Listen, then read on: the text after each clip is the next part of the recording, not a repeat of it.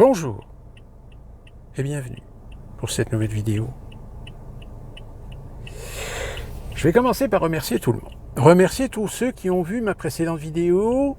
C'est la première fois depuis que cette chaîne existe qu'en l'espace de 24 heures, je fais plus de 400 vues.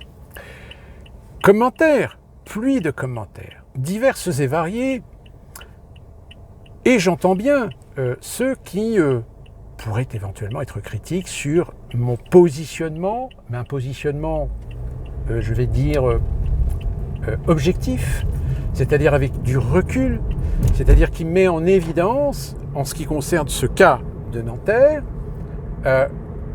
le dysfonctionnement, mais aussi les problèmes fondamentaux d'un côté comme de l'autre. D'où la raison pour laquelle je dis il n'y a pas de gentils et il n'y a pas de méchants, puisque malheureusement, ce drame n'est pas le premier et ne sera pas le dernier. D'où le titre de cette vidéo, ni le premier, ni le dernier. Parce que c'est un problème structurel de la société. J'insiste bien. Pour ceux qui m'ont fait en effet cette remarque en disant que mon propos était allez, limite lâchez-le, que je suis un propos facho d'extrême droite, etc., que je protège la police, que... Non, je ne protège personne. Bien au contraire. Je mets en évidence ce que peut-être justement les personnes relativement émotionnellement touchées, fragiles, du haut, parce que pour eux, en effet, un gamin de 17 ans qui se fait tirer dessus par un flic et qui meurt, c'est inacceptable. Mais bien sûr que c'est inacceptable. Mais encore une fois de plus, c'est un phénomène comme il en existe d'autres dans d'autres domaines, que ce soit similaires ou différents, qui sont inacceptables. Il est inacceptable que des flics fassent usage de leurs armes de façon disproportionnée. Tout comme il n'est pas normal que l'État organise une répression contre des gens qui manifestent sous prétexte parce qu'ils n'ont pas l'autorisation de manifester. Mais, comme je l'ai dit dans ma précédente vidéo, c'est un cumul de tout.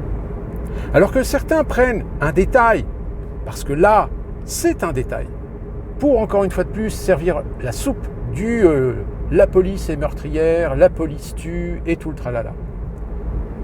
Est-ce que le fait d'un peut nous permettre de juger l'ensemble? Ceux qui connaissent ma chaîne, ceux qui ont vu mes vidéos, le savent, je l'ai souvent dit.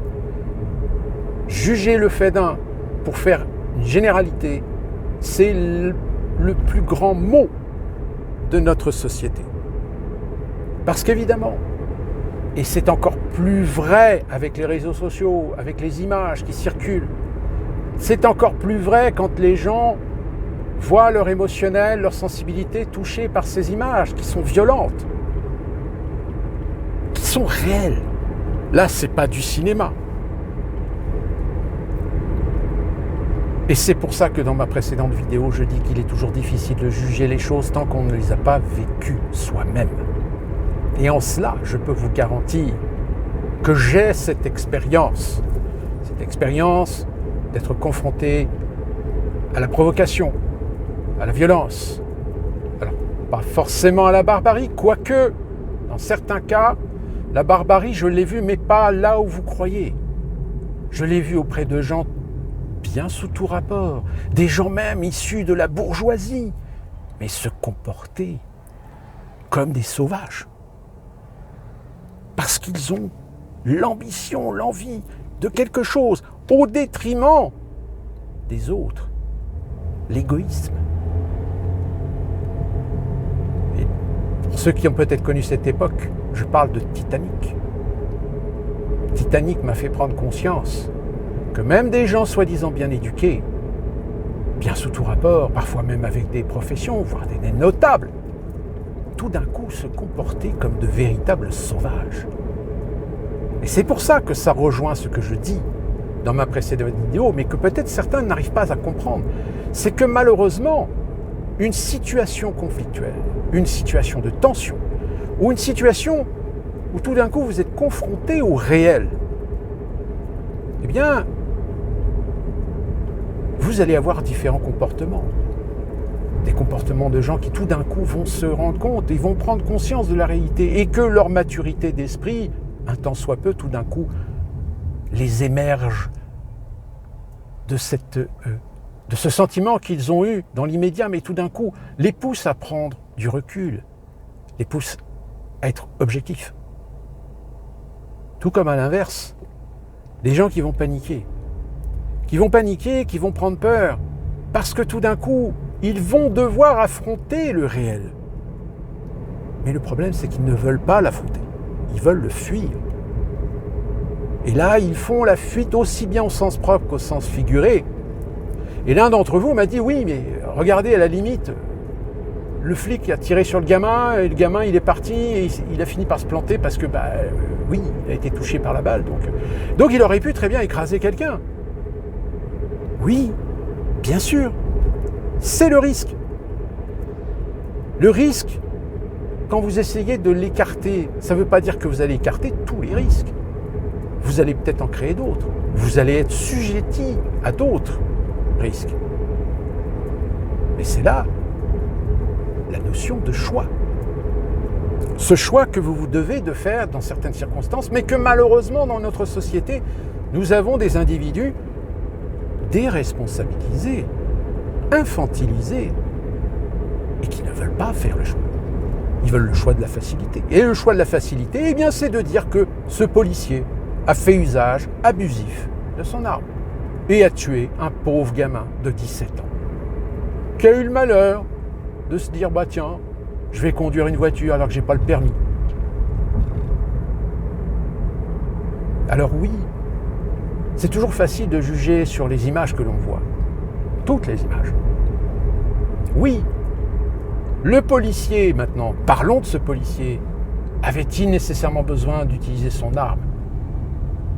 J'ai envie de dire le principe, et là je vous parle de connaissance de cause parce que c'est la procédure ici aux États-Unis, c'est que chaque citoyen, lorsqu'il se fait arrêter, quand il se fait interpeller pour un contrôle par le policier, je vous le dis, il n'a pas joué, il n'a pas intérêt à jouer au con. Il y a des règles. Tous les citoyens américains, même les étrangers qui vivent aux États-Unis, doivent connaître les règles de comportement quand ça arrive. Si vous jouez au con, vous allez payer le prix. Sauf qu'en France, on a les droits de l'homme. En France, on a le principe de la proportionnalité. C'est-à-dire qu'un policier ne peut pas faire usage de son arme tant qu'il ne peut pas établir si son adversaire, ou tout du moins la personne qu'il doit interpeller, est armée. Sauf que ce principe-là, il est bien sur le papier. Il est bien peut-être pour vous, humaniste, droit de l'homiste, sentimentaliste, ou qui considérait peut-être être justement de ces gens qui refusent l'autorité. Parce que vous avez la liberté de faire ce que vous voulez. Non, vous n'avez pas le droit de faire ce que vous voulez. Dans certaines situations, surtout si vous êtes sur la voie publique, que vous soyez conducteur, que vous soyez piéton, que vous soyez même dans un lieu public sécurisé, etc., vous avez un comportement à avoir. Si vous dérapez, si vous dépassez les limites, si vous faites de la provocation, vous risquez fortement de vous faire appeler à l'ordre et que si vous ne obtempérez pas aux ordres qu'on vous donne, là après c'est action-réaction, j'ai envie de dire. Cause, conséquence. Sauf que là encore, et là je vais bien insister sur ce problème. Pour ceux qui disent que le flic est un meurtrier, etc. Oui, il y a un problème structurel au niveau de la police française. Ça, on est d'accord. Oui, il y a des recrutements aujourd'hui qui ne sont plus les mêmes que ceux qu'on a connus il y a 20 ou 30 ans. Pourquoi ? Parce qu'il faut essayer de séduire, parce qu'il faut essayer de recruter, parce qu'il faut aussi intégrer de la diversité. Ça, malheureusement, on va être très clair.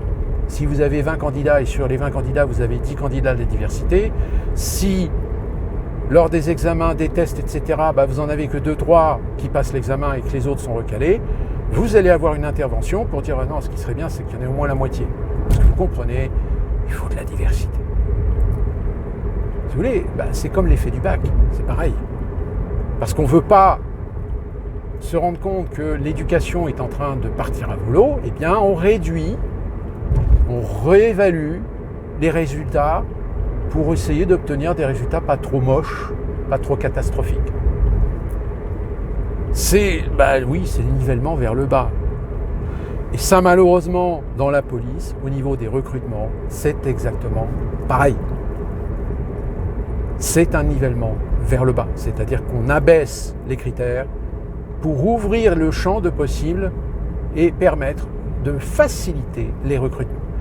Sauf que faciliter les recrutements, il y a des gens qui passent au travers des filets, qui ont un uniforme, qui ont un flingue qu'on envoie sur le terrain, mais qui en réalité, et même au sein même de leurs équipes, de leurs collègues vous diront, celui-là, il ne devrait pas aller sur le terrain. Il n'a pas le profil, il n'a pas la résistance psychologique, il n'a pas le sang-froid. Il n'a pas la capacité de jauger une situation et d'essayer de prendre les décisions les plus adaptées. Je ne dis pas les meilleures, mais les plus adaptées à la situation. En l'occurrence, si vous me posez la question, alors dans ce cas-là, qu'est-ce qu'ils auraient dû faire ? Dans la circonstance de ce gamin, ce qu'ils auraient dû faire, c'est, ce qu'ils ont sans doute fait d'ailleurs, c'est appeler des renforts. Le gamin force, s'enfuit, on identifie le véhicule rapidement. Et là, dans ce cas-là, on essaie de retrouver le gamin et on l'arrête. Sauf qu'il y en a un d'entre vous qui va me dire, oui, mais là, dans ce cas-là, on laisse faire. On laisse sa chance à l'individu de fuir et d'échapper à ses responsabilités et d'échapper à la police. Mais oui, c'est le jeu du gendarme et du voleur. Sauf que malheureusement, aujourd'hui, on est confronté à des individus. Alors là, je rappelle, les policiers qui sont en face d'un gamin, déjà, je pense que oui, ils devaient peut-être savoir que le gamin avait 17 ans, à savoir est-ce qu'il avait des papiers sur lui, est-ce qu'au moment où ils ont interpellé cet individu, est-ce qu'il savait qu'il avait 17 ans ? On n'en sait rien, ça c'est l'enquête qui le dira. Ou peut-être que vous avez déjà l'information pour dire que les flics savaient que le gamin avait 17 ans. En tout cas, ils savaient qu'il n'avait pas de permis. Vous ne savez pas à qui vous avez affaire. Alors je sais, c'est toujours facile de juger sur des images, mais quand vous vivez l'événement, même si vous êtes témoin de l'événement, en tant que témoin, il y a un moment donné où vous voyez des choses. Alors, pareil, encore une fois, quand vous avez ce genre d'événement, si vous interviewez tous les gens qui ont vu la scène, vous allez vous rendre compte que vous allez avoir des différences. Des différences soit parce que il y a des gens qui vont prendre leurs convictions comme base pour rendre compte de ce qu'ils ont vu, comme il y a des gens qui vont se contenter simplement de relater les faits tels qu'ils les ont vus, tels qu'ils les ont constatés. Donc déjà, au niveau de l'enquête, ça pose déjà problème. Deuxièmement, vous ne connaissez pas l'individu. Là, si vous vous mettez à la place du flic, vous avez en face de vous un individu qui semble pas très à l'aise, voire même, on va dire, qui semble être un peu dans la panique, parce que tout d'un coup, il se rend compte que là, il va devoir assumer des responsabilités. Là, vous avez toute une mécanique, à un moment donné, qui se met en route. Alors, les gens qui vont avoir du sang-froid vont être attentifs aux gestes, à l'attitude, à la façon de s'exprimer de l'individu, pour essayer de mieux adapter son intervention.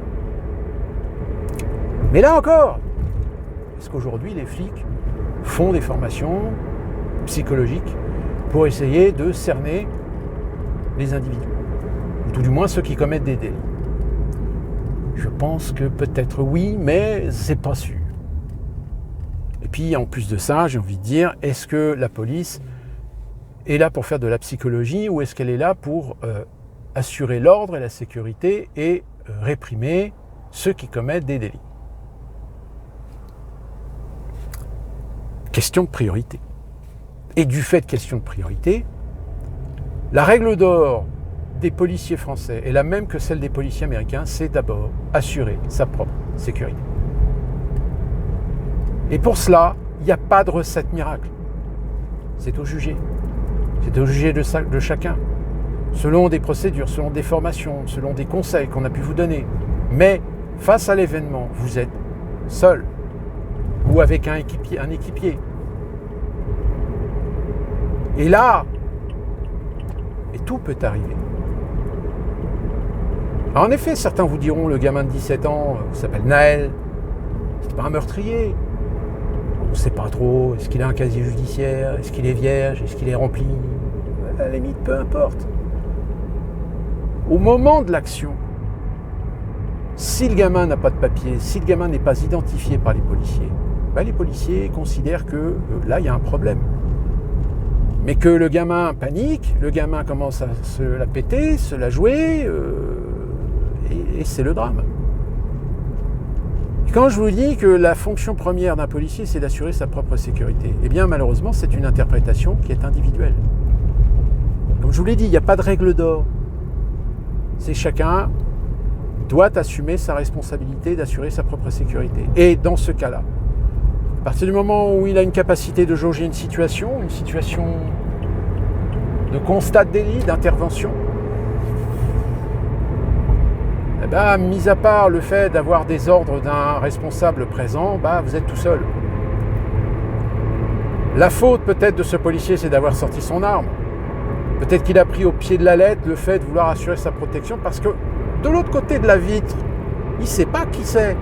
Il ne sait pas si le gamin, il a peut-être pas un flingue. On n'en sait rien. C'est tout ça. C'est pour ça que je dis, attention, ne jugez pas uniquement sur ce que vous voyez et ne vous laissez pas tenter par vos sentiments, vos émotions. Parce que c'est toujours facile de juger une situation lorsqu'on ne la connaît pas et qu'on la juge uniquement que sur ce que l'on voit ou sur ce que l'on entend, ce que l'on lit. Et là, encore une fois de plus, alors, il y en a un, il me dit oui, mais dans ce cas-là, il ne faut pas aller dans les réseaux sociaux. Mais oui, mais le problème, c'est que les réseaux sociaux, aujourd'hui, sont une part essentielle du traitement de l'information. Et à la fois du traitement de l'information, de l'influence, de la divulgation d'idéologie, et d'essayer de convaincre l'opinion que l'on a raison de penser ceci ou cela par rapport à un événement. Et d'ailleurs, on le voit, quand vous avez des gens qui, comme moi, à un moment donné, prennent un peu de hauteur et remettent un petit peu de contexte pour essayer de comprendre, sans légitimer ou sans justifier qui que ce soit, eh bien, on nous traite de fachos, on nous traite d'extrême droite, on nous traite de complotistes, on nous traite d'inhumains. Non, c'est pas une question de cela. C'est une question qu'à partir du moment où vous rentrez dans un contexte à risque, de vos choix, de vos décisions peuvent dépendre plusieurs issues, parmi lesquelles le fait qu'en effet, vous pouvez être en face d'un flic professionnel qui va interagir avec vous, qui va essayer d'apaiser les tensions et d'essayer de vous amener à la raison et d'essayer même de vous calmer. Attention, ne paniquez pas, on est juste là pour faire un contrôle, vous avez commis une faute, on va traiter les choses calmement et puis c'est tout. Mais ne vous laissez pas emporter par votre panique, ne vous laissez pas emporter par le fait d'avoir peur, d'avoir fait une connerie et de vouloir échapper au fait que, évidemment, il va falloir répondre et assumer votre connerie. Comme vous pouvez tomber sur un flic qui va commencer à avoir trop peur pour lui et qui va se faire des films en flash et qui va sortir l'arme et qui va tirer sans la mesure de précaution. À un moment donné, d'essayer de respecter un certain nombre d'étapes quand on a le sang-froid, quand on a le professionnalisme d'un flic. Donc encore une fois, dans les commentaires, qui sont ceux peut-être de vous qui avez vu cette vidéo, qui avez fait un commentaire et qui regardez aujourd'hui maintenant cette vidéo, je n'excuse personne, mais je n'accuse personne. Parce que c'est toujours facile de juger, c'est toujours facile de faire jouer ses convictions humanistes, comme je vous le dis, pour accuser la police. et peut-être mettre un voile sur le fait que le gamin finalement, excusez-moi du peu, je vais peut-être être cru, mais il était au mauvais endroit, au mauvais moment.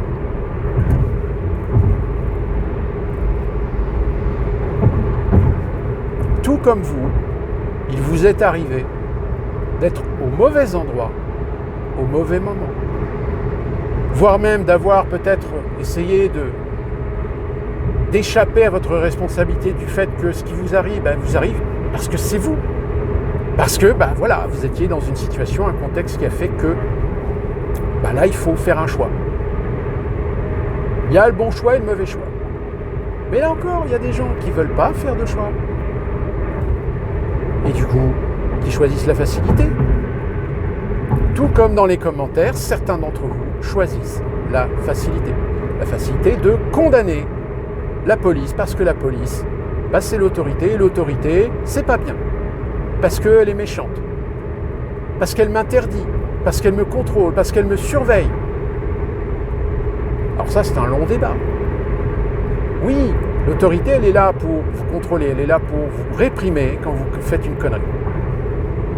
Oui, elle n'est pas là pour vous emmerder, elle n'est pas là pour faire de l'abus de pouvoir, elle n'est pas là pour avoir un ascendant sur vous et nuire à vos libertés lorsque vous estimez que vous n'avez rien fait de grave, rien fait de délictueux. Alors j'entends certains là de loin qui me disent oui, mais vous comprenez aussi, ces jeunes, ils sont tout le temps contrôlés par la police, contrairement aux blancs. Mais posez-vous la question pourquoi ? Et ne me dites pas parce que la police est raciste. Oui, il y a des racistes dans la police, comme il y a des racistes partout. Vous ne pourrez pas y échapper. Mais pourquoi ? Tout simplement parce que, et là je vais vous dire les choses crûment aussi, si la raison pour laquelle c'est souvent des Maghrébins, des Arabes, des Noirs africains qui sont contrôlés, c'est parce que malheureusement ils ont la malchance de correspondre à des individus faisant partie de communautés ethniques qui sont les plus propices à être liés à des activités interdites. Et là, évidemment, alors il y en a peut-être un qui va me dire « oui, vous êtes raciste ». Non, c'est pas être raciste, c'est être réaliste. Pourquoi alors, dans ce cas-là, la police contrôlerait plus les Maghrébins, les Arabes et les Noirs africains que les Blancs, les Asiatiques ou des intra-européens ? Expliquez-moi alors. Et ne m'expliquez pas le coût du racisme systémique. Je ne dis pas qu'il n'existe pas. Mais je dis simplement c'est qu'il est marginal et qu'il n'explique pas et qu'il ne doit pas expliquer le fait que pourquoi la police contrôle plus certains types d'individus plutôt que d'autres. Tout simplement parce que c'est difficile d'argumenter sur la question vu qu'en France, on n'a pas le droit de faire de statistiques ethniques. Alors oui, vous avez des statistiques du ministère de l'Intérieur qui vont vous donner un tableau en disant voilà, les Français, tel pourcentage de Français sont représentatifs dans les délits, tant de pourcentage d'étrangers sont représentatifs des délits. Mais le problème, c'est qu'il n'y a pas de différenciation ethnique, non, français. Contrairement aux États-Unis. Oui, parce qu'aux États-Unis, souvenez-vous, les BLM, souvenez de ces gens qui disaient oui, les Blancs tuent les Noirs, la police tue les Noirs. Sauf que le problème, c'est quand on regarde la statistique aux États-Unis, du coup, on se rend compte que oui, il y a des Blancs qui tuent des Noirs, mais c'est pas la plus grosse proportion. La plus grosse proportion, c'est les Noirs qui s'entretuent entre eux. Et là, évidemment, quand il y a des gens qui sortent le chiffre officiel, statistique, ethnique, ouais, enfin bon, non, c'est faux, c'est pas vrai, qu'est-ce qu'il vous faut ? Sauf qu'évidemment, en France, il est difficile de débattre de cette question puisqu'on ne peut pas se reposer sur des statistiques claires, nettes, précises. Et donc, de fait, si la police contrôle plus souvent des personnes ayant un physique, une physionomie particulière, C'est qu'il y a une raison intrinsèque à des activités criminelles dans lesquelles on retrouve en proportion non négligeable des individus qui font plus partie d'une ethnie qu'une autre. Alors je sais que ce que je viens de dire là, ça va défriser les oreilles. Je sais que ce que je viens de dire là, il y en a qui ne veulent pas l'accepter. Il y en a qui le réfutent.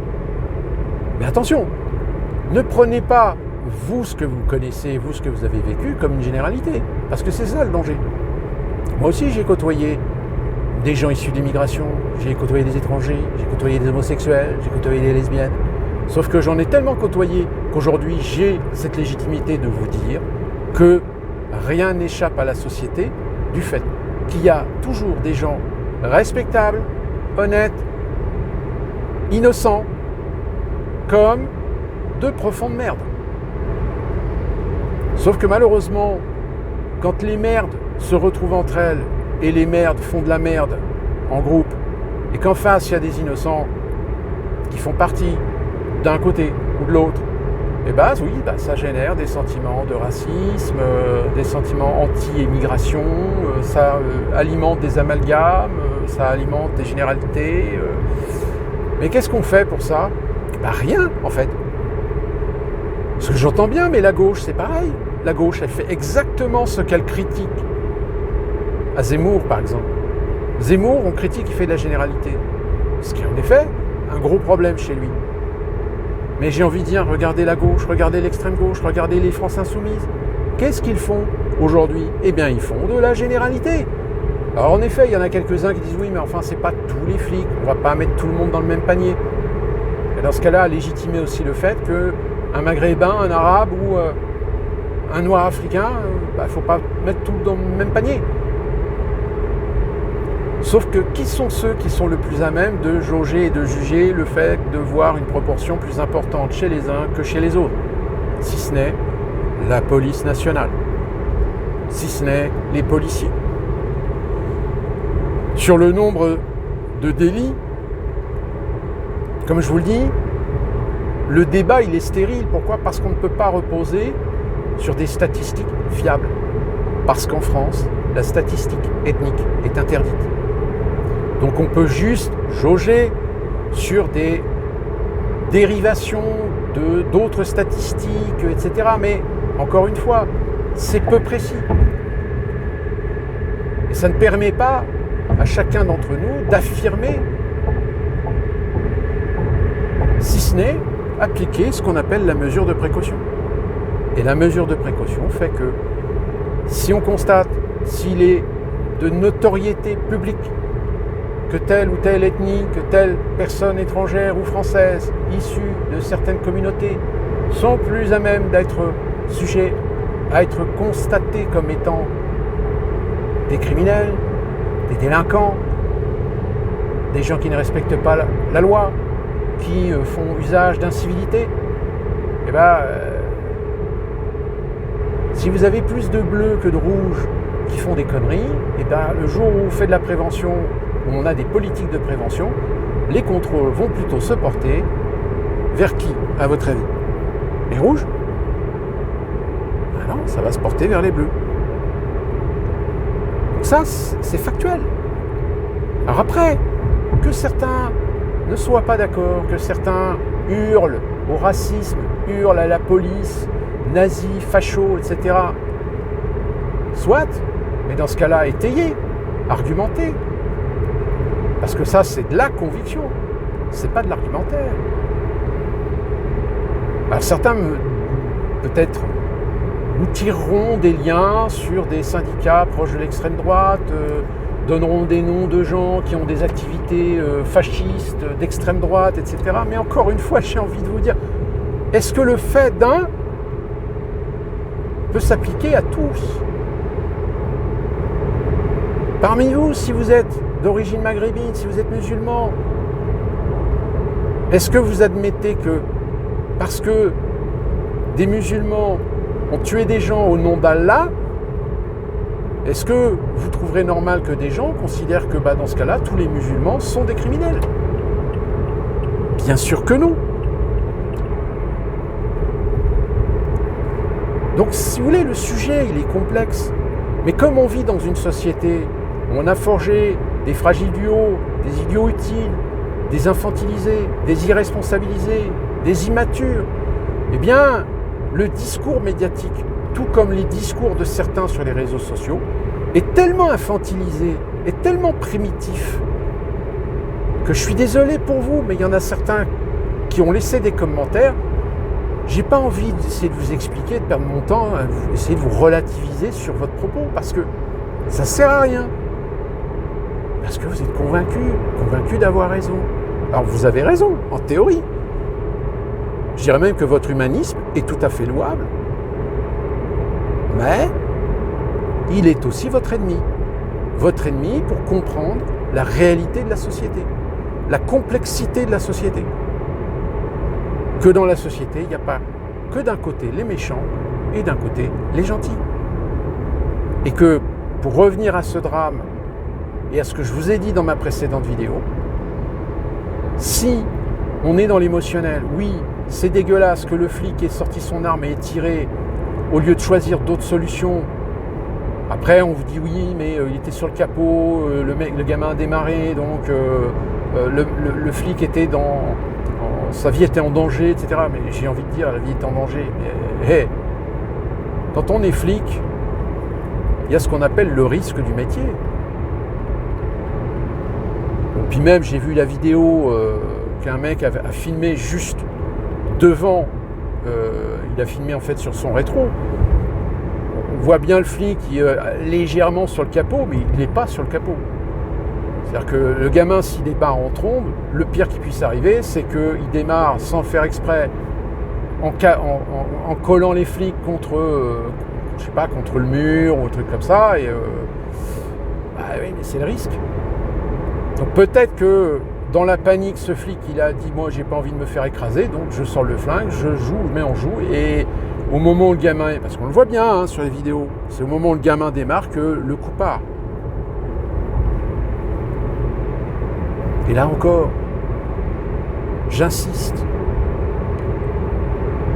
Moi, j'ai fait l'armée, j'ai fait des tirs, j'ai fait du tir.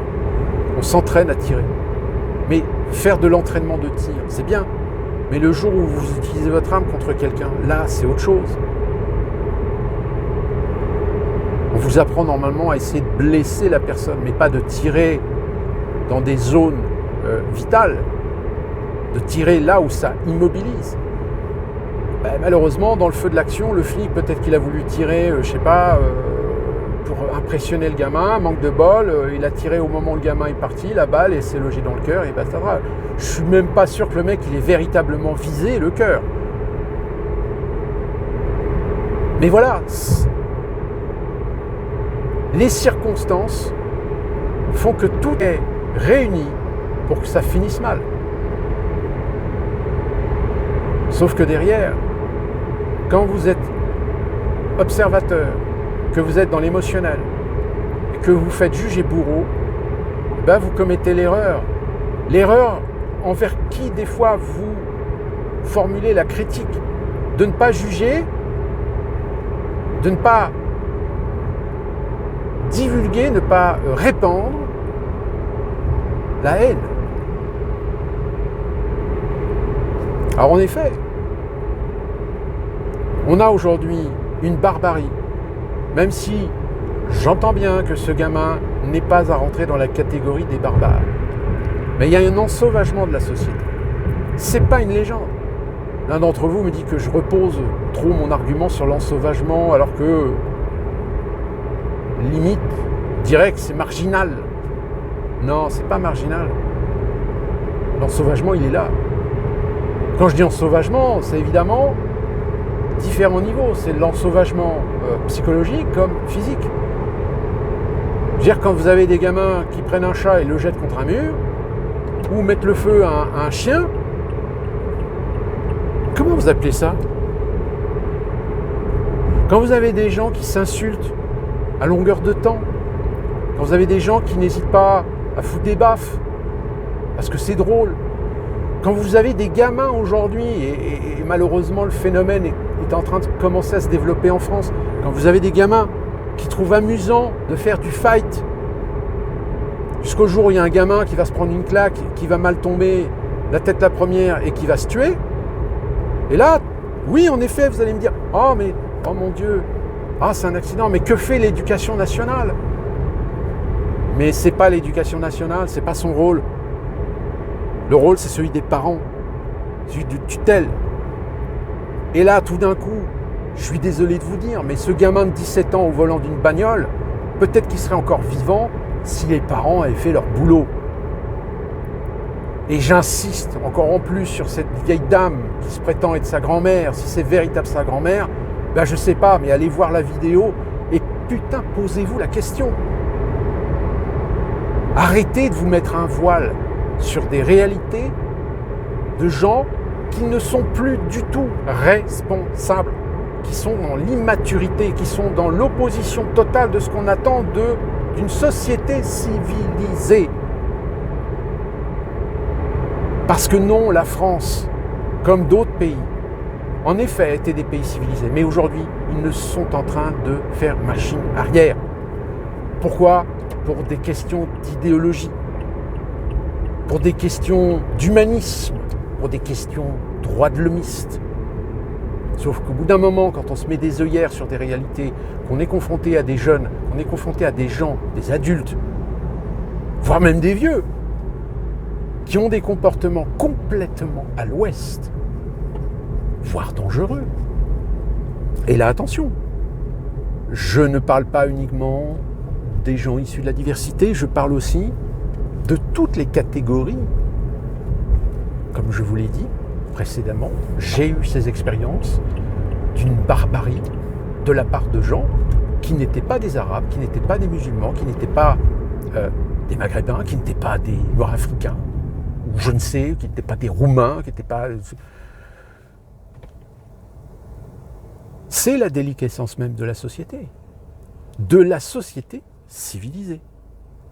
Donc si vous n'arrivez pas à comprendre ça, si vous continuez à vivre dans votre petit cocon et que lorsque vous voyez ces images, quand vous voyez ces faits divers, quand vous voyez ces drames à la télévision, sur Internet, sur les réseaux sociaux, j'espère pour vous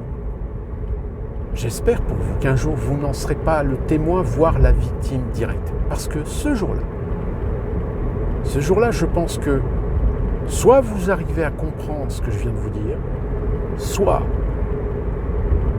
vous allez avoir un problème psychologique qui va vous pousser à aller consulter. Parce que vous n'êtes ni préparé, parce que vous avez un caractère, une personnalité peut-être trop sensible, ou trop en décalage, ou trop dans l'illusoire, ou trop dans la matrice. Et que le jour où ça vous arrive, je pense qu'on en a tous connu, des gens comme ça, qui du jour au lendemain, tout d'un coup, psychologiquement, même leur personnalité est complètement altérée parce que, comme le dit l'expression, ils se sont pris une sacrée baffe dans la figure. Alors attention, il y en a qui se prennent des baffes mais qui ne comprennent pas et qui continuent à faire des conneries. Ça, malheureusement, c'est des cas qu'on va dire irrécupérables. Donc tout ça pour... compléter ce que j'ai dit dans ma précédente vidéo concernant ce drame, concernant Naël. Je le répète, je ne légitime ni l'un ni l'autre. Je ne critique, ni accuse, ni condamne ni l'un ni l'autre. Je dis simplement qu'il est ni le premier, ni le dernier à être symptôme d'un problème de société, d'un problème structurel pour lequel la France n'est plus équipé.